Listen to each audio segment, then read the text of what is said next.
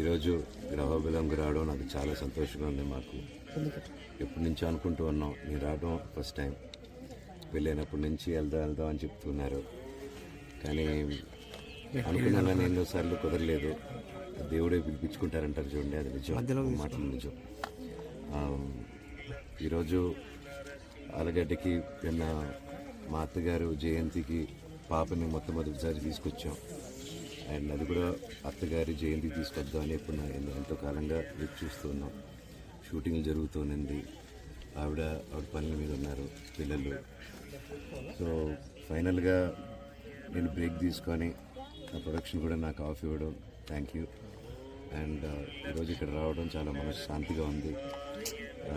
ఎంతో మనసు భారంతో వచ్చాను, ఇక్కడికి వచ్చాము. అండ్ ఊరికి రాగానే మా బంధువుల్ని, మా ఇంట్లో వాళ్ళని, ఇక్కడ అందరిని చూడగానే చాలా ఆనందంగా ఉంది. వాళ్ళ ప్రేమ, ఆప్యాయత. అండ్ అలాగే ఒకరోజు ఉండి గుళ్ళన్నీ తిరిగి వెళ్దాం, ఇక్కడ అవబిలానికి వచ్చి వెళ్దాం అని నేను రాత్రి రావడం జరిగింది.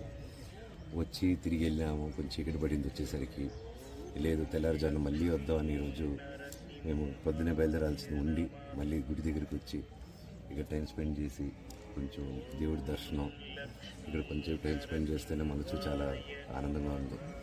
ప్రతి ఒక్కరూ ఎవరికి మనసు కష్టంగా ఉన్నా, ఇల్లు భారంగా ఉన్నా ఇక్కడికి రండి. చాలా విశేషమైన గుడి, ఇక్కడ వచ్చి ప్రార్థించుకుని అంత మంచి జరుగుతుంది.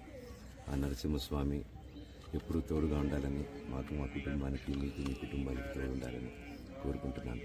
Thank you sir. మీ సినిమాల గురించి చెప్పండి సార్. మళ్ళీ రీఎంట్రీ కమ్బ్యాక్ ఇస్తున్నారు సార్? అవునండి, భైరవం అనే సినిమా షూటింగ్ జరుగుతుంది ఇప్పుడు. నేను, నారా రోహిత్ గారు, అలాగే బెల్లంకొండ సాయి గారు ముగ్గురు కలిసి చేస్తున్నాం. విజయ్ కనకమేడల గారి డైరెక్షన్లో, రాధామోహన్ గారి ప్రొడక్షన్లో. అలాగే పీపుల్స్ మీడియా ఫ్యాక్టరీతో మిరాయ్ అనే సినిమా చేస్తున్నాను, కార్తీక్ ఘటప్నేని గారి డైరెక్షన్తో. నేను, తేజ సజ్జా గారు. అండ్ నెక్స్ట్ నాది తిరుమల కిషోర్ గారి కాంబినేషన్లో కూడా ఒక సినిమా రాబోతుంది. ఆ టైటిల్ అనౌన్స్మెంట్ కూడా త్వరలో చేయబోతున్నాం. అంతా మీ ఆశీస్సులు, దేవుడి ఆశీస్సులు ఎల్లప్పుడూ మాకు ఉన్నాయి. సార్, మిరాయిలో విలన్గా ట్రై చేశారా? సర్ప్రైజ్ చూడండి.